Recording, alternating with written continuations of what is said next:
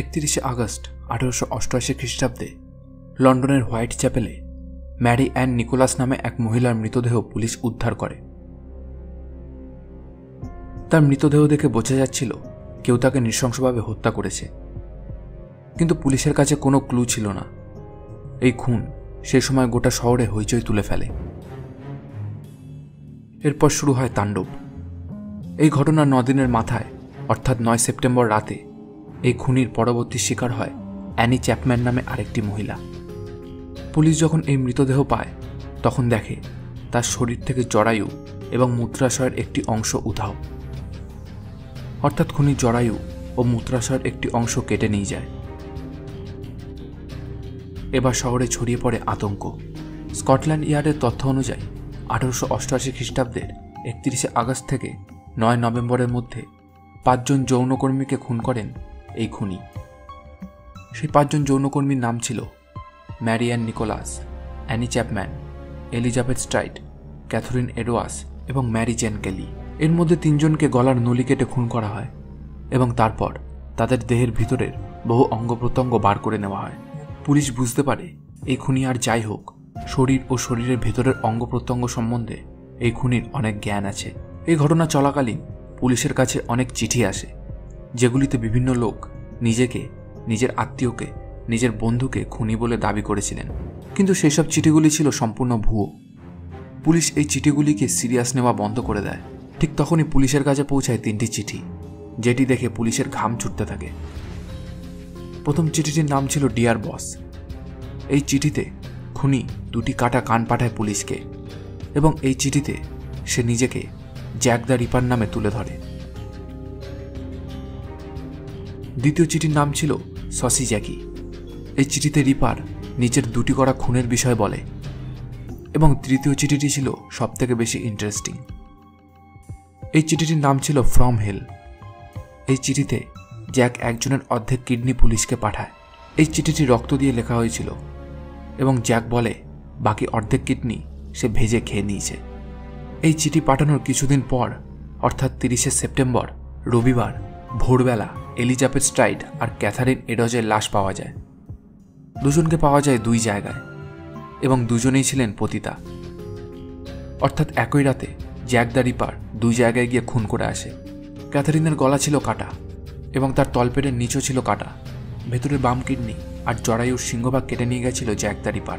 প্রত্যক্ষদর্শীরা বলে এক উস্কো খুস্কো লোককে ক্যাথারিনের সাথে দেখেছিল তারা, কিন্তু এর পাশাপাশি এলিজাবেথের মৃত্যুটা ছিল একটু ভিন্ন। খুবই নিখুঁতভাবে তার প্রধান ধমনী কাঁধের বাম পাশ থেকে কেটে দেওয়া হয়েছিল এবং তলপেটের নিচে কোনো আঘাত ছিল না তার। সম্ভবত এলিজাবেথকে তাড়াহুড়ো করে খুন করে পালিয়ে যায় জ্যাক দ্য রিপার। শহরে এই জোড়া খুনের পর কি পরিমাণ আতঙ্ক ছড়িয়ে পড়েছিল তা ছিল কল্পনার বাইরে। পুলিশ অনেক চেষ্টা করেও কোনো হদিশ পায়নি খুনির। এরপর আসে নভেম্বরের 9 তারিখ। দিনটি ছিল শুক্রবার। সকাল 11:15 নাগাদ মেরি কেলির লাশ পাওয়া যায় নিজের রুমে, নিজের বিছানায়। খুব যত্নে তার গলা কাটবার পর মেরুদণ্ড পর্যন্ত কাটা হয়েছিল তার, এমনকি তলপেটের নিচেও কাটা হয়েছিল। তার পেটের ভেতরে কিছুই ছিল না, এমনকি তার হৃৎপিণ্ড পর্যন্ত কেটে নিয়ে গেছিল জ্যাক দ্য রিপার।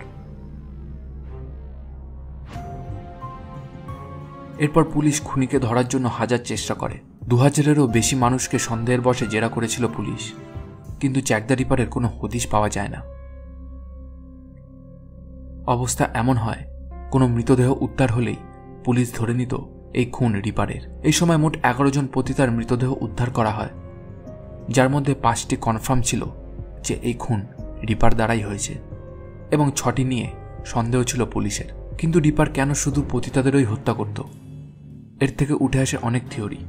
সবচেয়ে অদ্ভুত থিওরিটি ছিল রানী ভিক্টোরিয়ার নাতি প্রিন্স আলবার্টই বুঝি জ্যাক দ্য রিপার, কারণ তিনি কোনো এক পতিতা থেকে সিফিলিসে আক্রান্ত হয়েছিলেন এবং প্রতিশোধ পরায়ণ হয়ে পতিতাদের হত্যা করছেন তিনি। কিন্তু পরে জানা যায় যে অ্যালবার্টের আদৌ সিফিলিস ছিল না, আর খুনের সময় তিনি ছিলেন অন্যত্র, তিনি লন্ডনে ছিলেন না। তাই এই গুজব নিছক গুজবই ছিল। কিন্তু এর পরিপ্রেক্ষিতে আরেকটি তথ্য দেওয়া হয়। 1975 সালে স্টিফেন নাইট তার একটি বইতে লেখেন যে প্রিন্স আলবার্ট নিম্ন শ্রেণীর এক মেয়েকে বিবাহ করেন আর সেই বিবাহের খবর যারা জানত তাদেরকে একে একে তিনি হত্যা করেন, যেন এই বিষয়ে কোনো কথা বাইরে না যায়। কিন্তু এই তথ্য দ্রুতই বাতিল হয়ে যায়। জ্যাক দ্য রিপারের প্রথম নাম ছিল লেদার অ্যাপ্রন। তবে বিশেষজ্ঞরা এই বিষয়ে একমত যে জ্যাক দ্য রিপার হয়তো পেশায় একজন ডাক্তার ছিল, কারণ সে যে নিখুঁতভাবে খুনগুলো করেছিল কিংবা অভ্যন্তরীণ অঙ্গগুলো সরিয়েছিল সেটা একজন ডাক্তার ছাড়া কেউ পারবে না। যার মানবদেহ নিয়ে খুব ভালো জ্ঞান আছে সেই একমাত্র এই কাজগুলি করতে পারবে। যেহেতু খুনের সাথে সাথেই সে উধাও হয়ে যেতে পারত, সুতরাং জ্যাক দ্য রিপার নিশ্চয়ই পূর্ব লন্ডনের হোয়াইট চ্যাপেলের স্থানীয় অধিবাসী ছিলেন।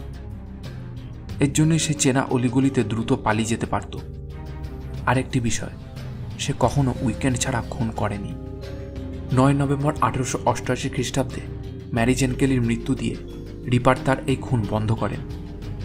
অনুমান করা হয় হয়তো এরপর তিনি মারা যায়, যার ফলে এই খুন বন্ধ হয়, অথবা পুলিশ হয়তো তার অনেক কাছে চলে আসে, যার ফলে জ্যাক দ্য রিপার ধরা পড়ে যাওয়ার ভয়ে খুনগুলি করা বন্ধ করে দেন।